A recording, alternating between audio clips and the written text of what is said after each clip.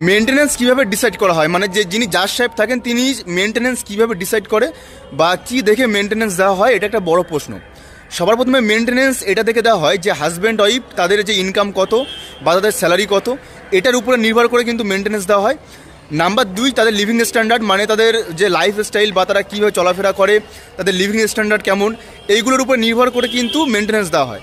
আর 3 নম্বর, যে মানে তারা যখন কেসটা ফাইল করেছিল সেই সময় তারা কত স্যালারি পেত, এর উপরে কিন্তু বেস করে একটা মেনটেন্যান্স ডিসাইড করে। আরেকটা হয়, যদি মানে স্ত্রী যদি মানে ওয়ার্কিং না হয়, যদি কোনো কাজকর্ম না করে, তাহলে তার উপরে কিন্তু কোর্ট ডিসাইড করে যে তার একটা মেনটেন্যান্স দেওয়া দরকার। তার একটা চাইল্ড আছে, যদি চাইল্ড থেকে থাকে তাহলে সে মানে মোটামুটি বলতে পারো যে এই 3-4টে পয়েন্টের উপরে বেস করে কিন্তু ডিসাইড করা হয়। মানে জাজ সাহেব যিনি আছেন তিনি ডিসাইড করেন যে কেমন টাকা মেনটেন্যান্স দেওয়া উচিত বা কেমন মেনটেন্যান্স দেওয়া হবে।